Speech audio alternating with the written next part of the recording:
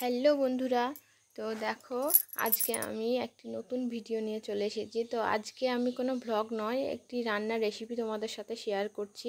তো আজকে হচ্ছে বুধবার, 14ই আগস্ট বুধবার। তো আজকে বাজার থেকে মাছ আনা হয়েছিল, তো পাবদা মাছ এনেছে বাজার থেকে, তো সেটারই ঝাল বানাবো, সেটাই তোমাদের সাথে শেয়ার করছি।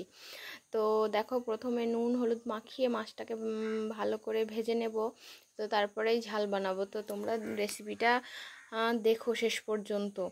কেমন লাগলো সেটা অবশ্যই জানাবে কমেন্টে। আর তোমরা কে কে পাবদা মাছ খেতে ভালোবাসো সেটা জানাবে। তো আমার বেশ ভালোই লাগে পাবদা মাছ খেতে। আর কে কেমন করে এই মাছটা রান্না করো সেটাও বলবে। তো আমি এরকম ঝাল করলাম। আমি খুব একটা ভালো রান্না করতে পারি না, যেটুকু পারি সেটুকুই দেখাচ্ছি তোমাদেরকে। তো দেখো, এই যে ভাজতে শুরু করেছি মাছ। তো মাছ ভাজতে বেশ আমার একটু ভয়ই লাগে, তেল ছিটকোই গায়ে বলে। তো এই যে মাছ ভেজে নিচ্ছি। তো তারপর দেখো কিভাবে আমি রান্নাটা করব সবটাই তোমাদের সাথে শেয়ার করছি। তো আমার ভিডিও মানে লং ভিডিও আমি আপলোড করতে পারছি না, এই কারণে বললাম তোমাদের সঙ্গে যে শরীরটা খুব একটা ভালো যাচ্ছে না, সেই কারণে লং ভিডিওগুলো আর করা হচ্ছে না। মানে কাজকর্ম সেরকমভাবে মন দিয়ে করতেও পারছি না। তো যেটুকুই পারছি এই রান্না টান্নার মাধ্যমেই তোমাদের সঙ্গে শেয়ার করব। প্লিজ তোমরা পাশে থেকো, সাপোর্ট করো। তো দেখো, এই যে মাছগুলো ভাজা হয়ে গেল তোমার সাথে গল্প করতে করতে। তো এই ভাজার পরে এই যে তেলের মধ্যে একটু কালো জিরে ফোড়ন দিয়ে নিচ্ছি।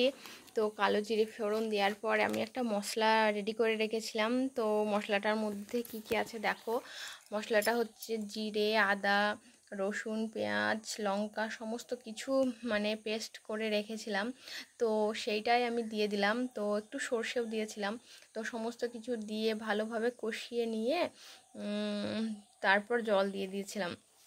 তো ভালোভাবে কষাতে হবে, কষানোর পর তারপর জল দেব। তো দেখো, এই যে রান্নাটা করছি। তো আমার ভিডিও তোমাদের কেমন লাগে প্লিজ জানাবে। তো তোমাদের সকলের পাশে আমি থাকবো, প্লিজ তোমরাও আমার পাশে থেকো। তো দেখো, কি বলবো তোমাদের সঙ্গে, এখন এই বৃষ্টির ওয়েদারে এই রান্না বান্না খাওয়া দাওয়া এছাড়া আর কাজ কোনো কিছুই ভালোভাবে হচ্ছে না, কারণ বৃষ্টির ওয়েদার, বর্ষাকাল। তো এই যে জলটা দিয়ে দিলাম কষানোর পরে।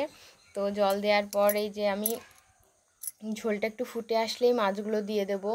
তো ঝোল ফুটেও গেল। তো জল দেওয়ার পরে এই যে ঝোল ফুটে গেছে, এবার মাছগুলো দিয়ে দিচ্ছি। তো মাছ দেওয়ার পরে যেই একটু মানে ঝোলটা মানে যে পরিমাণে আপনারা মানে ঝোলটা পছন্দ করবেন খেতে, গ্রেভিটা সেই রকমভাবে রেখে নামিয়ে নেবেন, তাহলে রেডি হয়ে যাবে। তো আমার এই মাছ রান্নাটা কীরকম লাগলো তোমরা অবশ্যই জানাবে।